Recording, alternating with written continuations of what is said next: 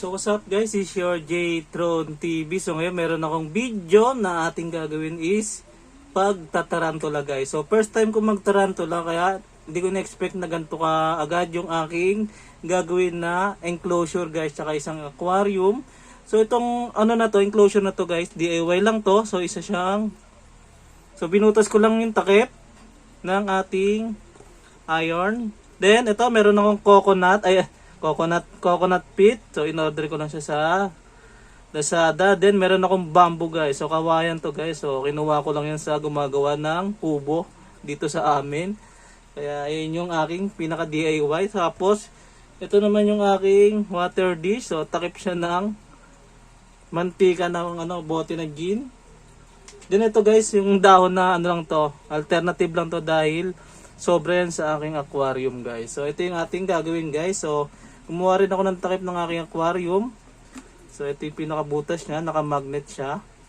So ayan, so ayan din yung ating aquarium guys. Ito yung lagayan ng ating tarantula guys. So ayan.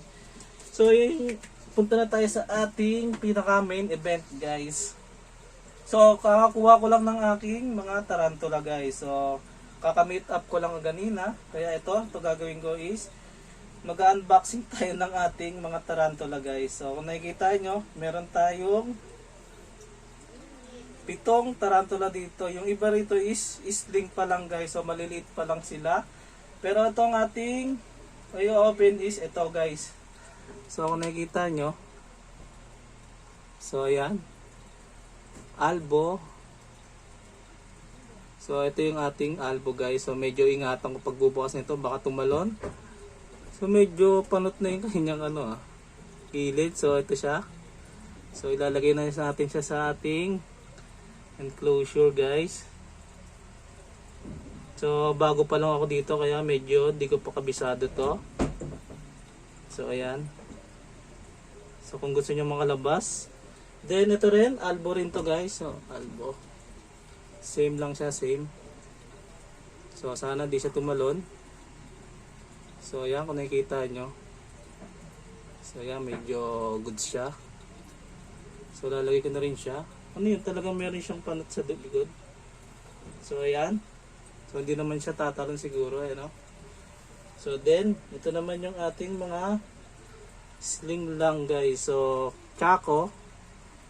So nakatago siya guys. So nakapag-mold na siya. So di natin siya makikita ngayon kasi nakasuksok siya. Hanapin natin ha. So ito siya guys. So kung nakikita nyo. So yan siya guys na nakatago. So di na natin siya gagambalain dyan. So ito, Chaco. So meron pa ako isang Chaco. So ito medyo maliit-liit to guys. Chaco. So ayan guys. So kung nakikita nyo. Ang kulit no, ang cute no. Huwag lang talaga makakawala kasi mabilis talaga to. So ayan, back na natin. So meron pa ako rito ang Aura Tomb. So sling type lang din siya. So sana hindi siya tumalon. So ayan guys, so ito yung medyo maganda-gandang kulay na nakuha ko.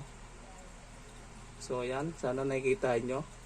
So kaya ako nag-alaga ng tarantula guys kasi naudyukan lang din ako. Tsaka maganda rin naman mag-alaga sa kanya kasi nga hindi siya hassle sa pakain guys. So once a week lang siya pinapakain. Kaya medyo tipid din siya sa ating pagpapakain guys. So ito naman yung OBT na sling type. Sobrang liit na ito. So hindi ko na siya makita. Ayan guys, nasa gilid. So kung nakikita nyo, wait lang ha. So ayan guys, so kung nakikita nyo, yun no. So ipo-focus natin. Kaso medyo kakulay niya yung ating mga kusot. So back na natin yan. So ito yung pinaka main natin. So meron akong OBT na babae guys. So almost 4 to 5 inches na siya. So i-open na natin. Baka ito yung makatalon. Ito yung pinaka main natin na sa video natin guys. So meron pa siyang ipis guys. So yan po ang ating close up lang natin, focus natin. So ayan po yung ating gagamba guys. So yung tarantula natin. So medyo baka makawala kaya medyo iniingat-ingatan ko. So ito na yung gagawin natin is ilalagay na natin siya rito sa kanya pinaka aquarium guys. So medyo kakalawit-kalawitin na lang natin yan kasi hindi ako masyado maalam. So kakalawitin na natin yan guys. Hindi naman siguro yung tatalon, diba? So, ayan, konting-konting galaw lang. Labas na. Ayan na, nalabas na siya guys. Labas na yan. Bilis. So dahan-dahan lang guys ha, kasi nga baka ito yung masugatan. So ayan. So diyan ka na sa bago mong tahanan.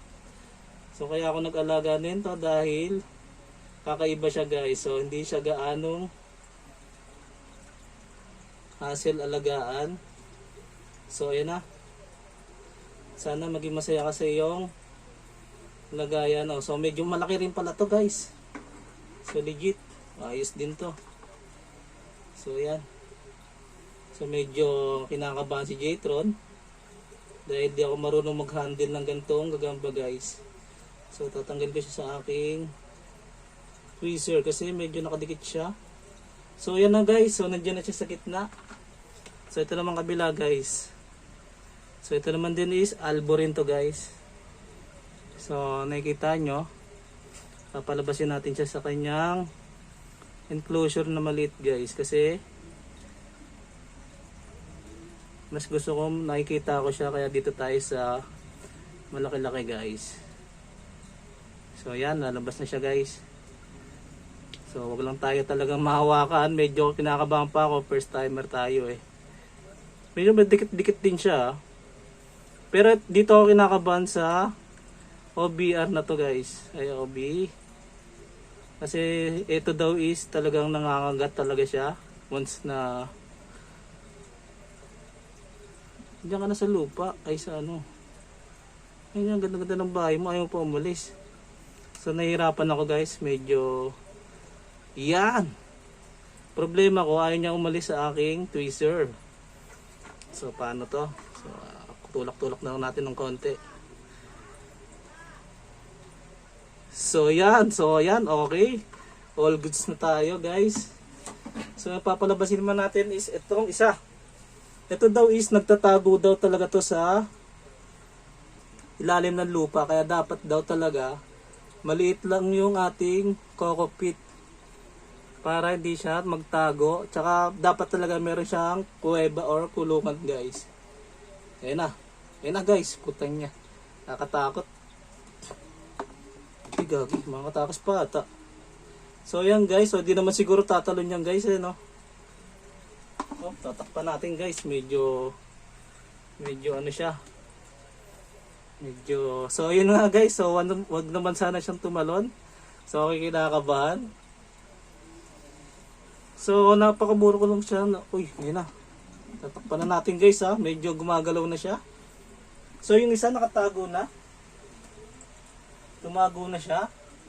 So ang susunod naman natin is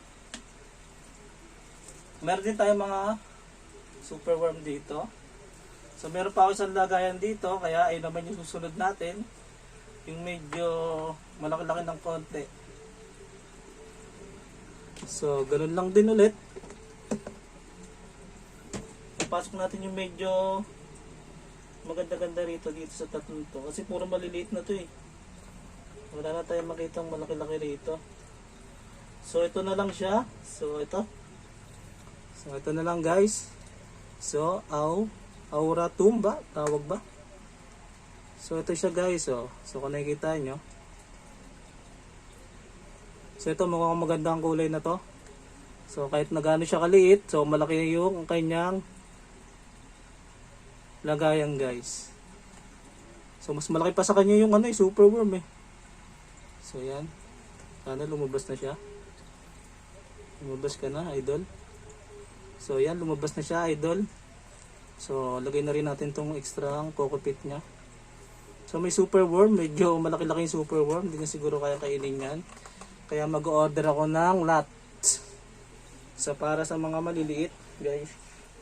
So yun nga guys, so once again, this is your J-Tron TV. So isa na naman magandang video. So ito yung simula ng ating bagong content guys. So pagtatarantula or pag-iisda. Meron din ako isda guys.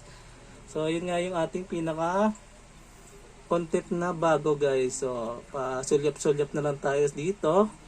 So paano siya magpakain guys. So yun nga guys. So ilalagay ko na itong itong ating mga super worm. Kasi kailangan ko na siyang ilipat. So, so hindi hassle lang pag aalaga na ito kasi nga mura lang tong super worm guys.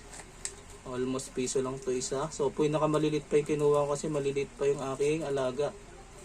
So ayan. Takpan na natin. Kunin natin itong isang super worm kasi nga hindi niya rin makain. Lipat na natin siya rito. So ayan. Already goods na tayo guys.